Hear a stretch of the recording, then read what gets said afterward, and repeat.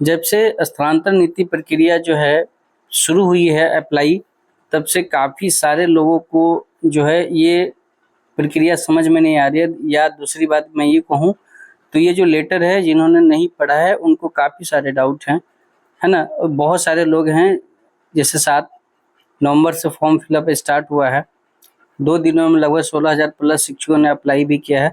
लेकिन अभी भी ऐसे हजारों शिक्षक हैं जिनको अभी भी डाउट है कि काउंसलिंग में किस तरीके ये स्थानांतरण में कैसे स्थानांतरण फॉर्म फिलअप करना है, होम डिस्ट्रिक्ट, दूसरे स्टेट वाले, बहुत सारे लोगों के बारे में अलग अलग जो है शंका बना हुआ है, अलग अलग डाउट बना हुआ है।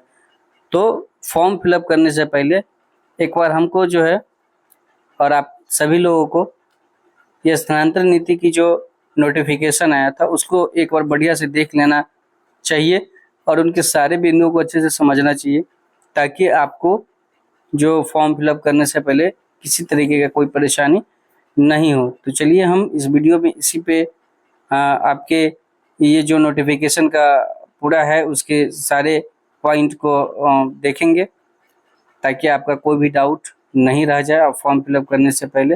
और जब आप फॉर्म फिलअप करें तो आप आराम से इत्मीनान से जो है फॉर्म फिलअप करके अपने अनुसार अपने परफेक्ट जगह को सिलेक्ट कर पाएँ और वहाँ अच्छे से ड्यूटी कर पाएँ।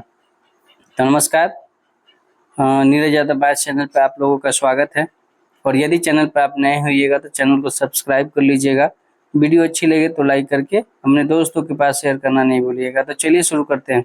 जैसा कि आप देख रहे हैं कि ये राज्य के प्रारंभिक माध्यमिक उच्च माध्यमिक में कार्यरत नियमित शिक्षक बिहार लोक सेवा आयोग के अनुशंसा में नियुक्त विद्यालय अध्यापक यानी टीआरई 1-2 के विद्यालय बिहार विशिष्ट शिक्षक नियमावली यानी जो राज्यकर्मी बनने वाले सक्षमता पास 2023 के तहत सक्षमता परीक्षा उत्तीर्ण शिक्षकों के लिए स्थानांतरण पदस्थापन नीति के निर्धारण संबंध में इसमें कही गई है कुछ बातें। इसमें ये भी बात कही कि 1,87,818 शिक्षकों के पदस्थापना की कार्रवाई की जानी है। साथ में विभिन्न कोटियों के शिक्षक के पदस्थापन और स्थानांतरण के संबंध में हितवत शिक्षक शिक्षिकाओं या विभिन्न शिक्षक संगठनों एवं विभिन्न स्तर के जनप्रतिनिधियों द्वारा मांग पत्र एवं सुझाव विभाग को प्राप्त होते रहे। दूसरी ओर विद्यालय अध्यापकों के रेंडमाइजेशन पद्धति द्वारा पदस्थापन किए जाने के कारण राज्य के विभिन्न विद्यालयों में विषय विसंगति, प्रतिकूल शिक्षक छात्र अनुपात एवं महिला शिक्षकों का इच्छित पदस्थापन नहीं होने के कारण उनके आवागमन एवं आवासीय कठिनाई को ध्यान में रखते हुए शिक्षा के पदस्थापना और स्थानांतरण के एक तार्किक स्वरूप दिए जाने की आवश्यकता विभाग स्तर पर महसूस की गई है, निर्धारित की जाती है। ये नीति थी। नीति में क्या कहा गया था कि शिक्षकों के रुग्णता एवं दिव्यांगता के आधार पर पदस्थापन स्थानांतरण में प्राथमिकता, यानी जो शिक्षक रोगग्रस्त है या दिव्यांग है उनको सबसे पहले प्राथमिकता दी जाएगी। समिति द्वारा रुग्णता, दिव्यांगता एवं अन्य आधारों पर शिक्षकों के पदस्थापन स्थानांतरण निम्नांकित अधिमानता ऑर्डर ऑफ प्रेफरेंस के आधार पर करने की अनुशंसा की गई है। क्या होगा ऑर्डर ऑफ प्रेफरेंस? मान लीजिए कि किसी डिस्ट्रिक्ट में किसी अनुमंडल में पोस्ट मान लीजिए 2000 है, तो उसमें सबसे पहले जो रखा जाएगा वो असाध्य रोग के शिक्षक, गंभीर रुग्णता यानी विभिन्न जो कैंसर रोग है उनको असाध्य रोग के कैटेगरी में रखा गया है। और इसमें ये बताया गया है कि प्रभावित कोई भी व्यक्ति, चाहे स्वयं हो शिक्षक या उनकी पत्नी या बच्चे कोई भी हो, तो उनके लिए गंभीर रुग्णता, किडनी ब्रेक, हृदय रोग, देखिए ये सब अलग अलग कैटेगरी दे दिए गए। लेकिन आपको ध्यान रखने वाली बातें हैं यहाँ, जहाँ स्थानांतरित किया जा सकेगा, जहाँ नहीं किया जा सकेगा, इसमें बहुत ज़्यादा कोई चेंजिंग नहीं किया गया है। वो अलग बातें हैं कि प्रेफरेंस ऑफ ऑर्डर की बात की गई, ऑर्डर ऑफ प्रेफरेंस की, कि जिनका बहुत गंभीर बीमारी होगा या फिर जिनका असाध्य रोग है उनको ध्यान में रखा जाएगा। लेकिन आप इस पे गौर करिएगा कि जहाँ स्थानांतरण किया जा सकेगा उसमें क्या है, विकल्प के पंचायत, नगर निकाय, प्रखंड, अनुमंडल और जिला, यानी इनमें से आप किसी में भी चॉइस कर सकते हैं। बट कहाँ नहीं करना होगा, तो स्वयं के गृह पंचायत, नगर निकाय, पति पत्नी के गृह पंचायत, नगर निकाय, वर्तमान पदस्थापन के पंचायत और नगर निकाय। तो आप ये देखिएगा, तो ये सिर्फ गंभीर बीमारी वालों के लिए नहीं है। इसमें आप देखेंगे तो नीचे जाएंगे तो दिव्यांगता के आधार पे भी सेम वही बातें कही गई है, यानी दृष्टिबाधित है, मुखबाधित है, कोई कान से बहरा है या फिर नहीं बोल पा रहा है ना, तो वो जितने भी हैं उनके में भी यही चीज़ें दी गई है। देखिए, जहाँ हो सकता है और जहाँ नहीं हो सकता है उतना ही चीज़ है। उसके बाद सेवा काल में अगर कोई दुर्घटनाग्रस्त हो जाता है ना, हैंडीकैप, मानसिक रोग से भी संबंधित जो व्यक्ति हैं उनमें भी यही ऑप्शन दिया गया है। उसके बाद जब आएंगे तो विधवा एवं प्रत्येक शिक्षिका या महिला शिक्षक, है ना, इन सभी में देखेंगे तो ये चीज़ें आपको कॉमन देखने को मिलेगा। कौन, जहाँ हो सकता है ये हुआ और जहाँ नहीं हो सकता है उसकी बात ये कही गई है। तो आपने तो शिक्षक का कैटेगराइज कर दिया, बट जब आपकी पोस्टिंग की बारी आई तो सभी को सेम विकल्प दे दिया। तो ये मतलब कहाँ हुआ कि जैसे कि दिव्यांग को बहुत ज़्यादा प्रेफरेंस मिल गया या दिव्यांग को अपने ही जिला मिल गया। पुरुष शिक्षक तो खैर मान लीजिए कहीं का नहीं है, इनको तो जहाँ मन होता है जब जो होता है मतलब विभाग के द्वारा ऑर्डर जाते हैं उनको फॉलो कर बताएगा कि जिला दिए गए विकल्प के आधार पे गृह अनुमंडल में नहीं होगा और गृह अनुमंडल के बाद दूसरे अनुमंडल में, साथ ही साथ पत्नी के भी अनुमंडल में नहीं होगा। जहाँ पोस्टेड है वो अनुमंडल छोड़ के करना पड़ेगा, अपने गृह अनुमंडल को छोड़ के करना पड़ेगा। तो 3 अनुमंडल छोड़ना है और एक ज़िला में 2 से 3 अनुमंडल होता है, तो मतलब 3-4 ज़िला घूमिए आप, है ना। तो ये चीज़ें हैं पूर्व शिक्षक के साथ बात। तो आप यहाँ पे कॉमन चीज़ देख लिए कि इनमें कहीं कोई चेंजिंग नहीं है, चाहे वो विधवा हो, चाहे वो दिव्यांग हो, चाहे वो कैंसर रोगी हो, चाहे कि किडनी खराब हो, सभी शिक्षकों को सेम कैटेगरी में रख दिया गया है, जहाँ स्थानांतरण किया जा सकता है, जहाँ नहीं किया जाता है। तो बहुत सारे शिक्षक हैं जिनको ये है कि भैया जो शिक्षक बाहर के हैं उनके लिए क्या है, तो उनका तक गृह मान लीजिए कोई दूसरे स्टेट का है, यूपी का है, झारखंड का है, तो उनको तक कोई लोचे नहीं है, उनका तक न गृह जिला यहाँ, न गृह अनुमंडल यहाँ है। हाँ, उनकी अगर पत्नी मान लीजिए बिहार की है कहीं की, तो जिस अनुमंडल में पत्नी आती है उस अनुमंडल को छोड़ना पड़ेगा, या जिस अनुमंडल में अभी वो जॉब कर रहे हैं उसको छोड़ना पड़ेगा। बस 2 चीज़ें हैं। और मान लीजिए जिनका शादी भी अपने ही स्टेट में हुआ है तो उनको सिर्फ अभी पोस्टेड जो अनुमंडल है वो त्याग करके बाकी कोई भी नज़दीकी अनुमंडल में वो दे सकते हैं। यही बात महिला के लिए भी रहेगी। अगर महिला यूपी के हैं या फिर अपने स्टेट से बाहर के हैं तो उनके साथ भी सेम चीज़ें होंगी कि उनको तो लोचा है नहीं होम डिस्ट्रिक्ट का या होम अनुमंडल का, तो जहाँ वो पोस्टेड हैं तो वो पोस्टेड पंचायत को छोड़ के, नगर निकाय को छोड़ के आप बगल के पंचायत और नगर निकाय में जा सकते हैं, उनके लिए अनुमंडल का बाध्यता नहीं है। अब इसमें कुछ चीज़ें हैं जिसको आप देख लीजिए ध्यान से। स्थानांतरण एवं पदस्थापन के सामान्य सिद्धांत क्या होंगे, तो शिक्षा विभाग के अधीन विभिन्न विद्यालयों में पहले वेतनमान नियुक्त शिक्षक जो पहले से बीपीएससी में बहाल थे, दूसरा स्थानीय निकाय द्वारा नियुक्त शिक्षक, तीसरा में है सक्षमता परीक्षा उत्तीर्ण विशिष्ट शिक्षक बीपीएससी द्वारा नियुक्त एवं कार्यरत शिक्षक है। उपरोक्त कंडिका 2(1) के अनुसार विभिन्न प्रकार के कार्यरत शिक्षकों का अनुपात समेकित रूप से जिला स्तर व यथासंभव विद्यालय स्तर पर क्रमशः 10, 30, 30 एवं 30% सुनिश्चित हो सके, इसे स्थानांतरण एवं पदस्थापन के समय ध्यान रखा जाएगा। इस बात को आप ध्यान से समझिए। ये क्या कहना चाह रहा है कि जो ऑर्डर यहाँ पर दिया गया है इसमें 2(1) यानी पहले इस लाइन के बारे में, जिस ऑर्डर में जैसे वेतनमान नियमित शिक्षक हैं तो वो 10% होना चाहिए सभी स्कूल में, है ना।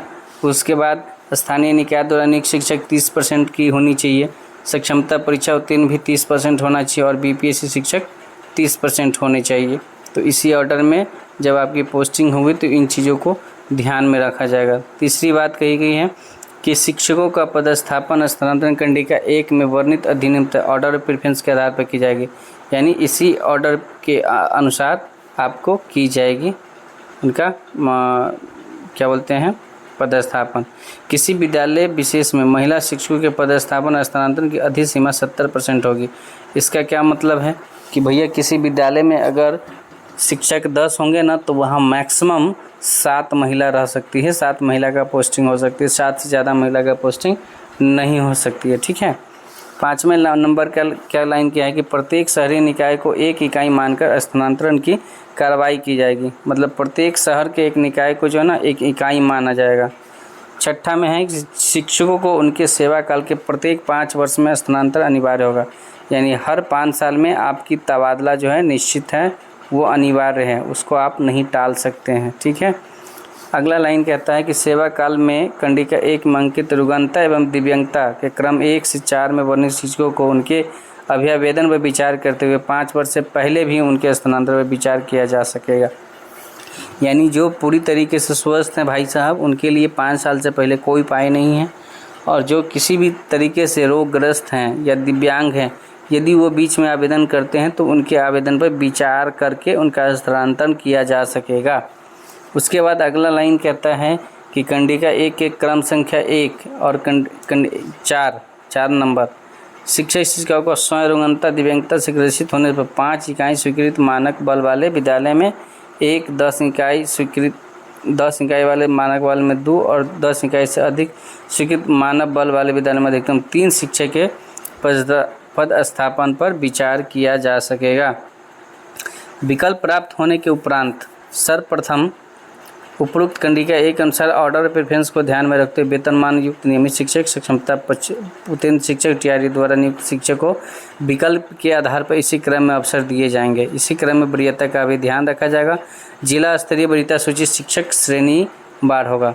यानी जिस क्रम में ये है, सबसे पहले जो है आपको वरीय होंगे वेतनमान नियुक्त नियमित शिक्षक, उसके बाद सक्षमता उत्तीर्ण यानी विशिष्ट शिक्षक, यानी जो बीपीएससी शिक्षक से टीआरई से जो नियुक्त होकर आए हैं उनसे सीनियर होंगे विशिष्ट शिक्षक। तो इन चीज़ों को आपको ध्यान में रखना है और इसी क्रम में अवसर भी दिए जाएंगे और इसी क्रम में आपको वरीयता का भी ध्यान रखा जाएगा। उसके बाद अगला लाइन है कि शिक्षकों के स्थानांतरण पदस्थापन का विकल्प प्राप्त किया जाएगा। शिक्षकों को 10 विकल्प देने के अवसर होंगे। यथासमय उन्हें निकटतम अनुमंडल और निकटतम जिला में पदस्थापित किया जाएगा। वो तो आप देख ही रहे हैं, 10 अनुमंडल देते देते कितना जिला में आप क्रॉस कर चले जा रहे हैं, है ना। तो इस तरीके से आपको इन चीज़ों का ध्यान रखना। किसी भी तरह जो है अगला लाइन है, किसी भी तरह के स्थानांतरण पदस्थापन प्रतिनियुक्ति की कार्रवाई सॉफ्टवेयर आधारित एप्लीकेशन के माध्यम से की जाएगी। रिक्ति की गणना शिक्षा का अधिकार अधिनियम, छात्र शिक्षक अनुपात, आधार संरचना, उपलब्धता आदि के आधार पर किया जाएगा। प्रथम चरण में सभी प्रकार के शिक्षक यानी स्थानीय निकाय के शिक्षक को छोड़कर जो नियोजित शिक्षक रह जाएंगे उनको छोड़कर प्रथम चरण में जितने भी हैं उसका स्थानांतरण एवं पदस्थापन मुख्यालय स्तर से की जाएगी। उसके बाद नियमित शिक्षक बीपीएससी टीआरई 1 शिक्षक 1-2 के शिक्षक स्थानांतरण एवं पदस्थापन हेतु विकल्प नहीं देने की स्थिति में उनके स्थानांतरण पर विचार नहीं किया जाएगा, अर्थात वे अपने पदस्थापित विद्यालय में यथावत बने रहेंगे। ये किनके लिए हैं? जो नियमित शिक्षक हैं, जो पहले से बीपीएससी नियमित शिक्षक हैं और जो बीपीएससी टीआरई 1-2 के शिक्षक हैं। इन दोनों यदि चाहें अभी तो ट्रांसफ़र के लिए अगर आवेदन नहीं करेंगे तो अपने विद्यालय में जो है बने रहेंगे। प्रथम चरण के इस स्थानांतरण पदस्थापना की कार्रवाई में सक्षमता उत्तीर्ण शिक्षक एवं बीपीएससी टीआरई शिक्षक के लिए राज्य स्तरीय वरीयता के आधार पर अवसर प्रदान किए जाएंगे। इन सब चीज़ों को आप ध्यान में देखिएगा। तो इसको जब आप समझने का प्रयास करेंगे तो आपको सारी चीज़ें खुल के बाहर आ जाएंगी। ठीक है, तो इन चीज़ों को आप अच्छे से पढ़ लीजिएगा तो आपका सारा डाउट जो है क्लियर हो जाएगा। और आपको फॉर्म फिलअप करने से पहले इन सभी को पढ़ना एक बार बहुत ज़रूरी है, इनको समझने की बहुत ज़्यादा ज़रूरी है। ठीक है, तो आई होप कि आपको सारी चीज़ें समझ में आई होंगी। आप इतना जान लीजिए कि असाध्य रोग, गंभीर रुग्णता बीमारी वाले लोग या फिर दिव्यांग है, किसी तरीके से मानसिक दिव्यांग है या विधवा है या महिला से, सभी के लिए सेम चीज़ें हैं, किस में की जा सकती है और किस में नहीं की जा सकती है। ठीक है, वो सभी के लिए सेम है। तो इसमें कहीं भी किसी के साथ भले ऑर्डर प्रेफरेंस दे दिया गया है कि अलग अलग कैटेगरी के शिक्षक है, लेकिन सबकी पोस्टिंग और ये जो है सेम ही है। तो चलिए मिलते हैं नेक्स्ट वीडियो में, तब तक के लिए आप स्वस्थ रहिए, मस्त रहिए और अपने काम में व्यस्त रहिए। चैनल पर नए हुए तो चैनल को सब्सक्राइब कर लीजिएगा। वीडियो अच्छी लगे तो लाइक कर दीजिएगा। वीडियो से संबंधित कोई क्वेरी या डाउट होगा तो आप कमेंट बॉक्स में कमेंट कर दीजिएगा। Thank you so much.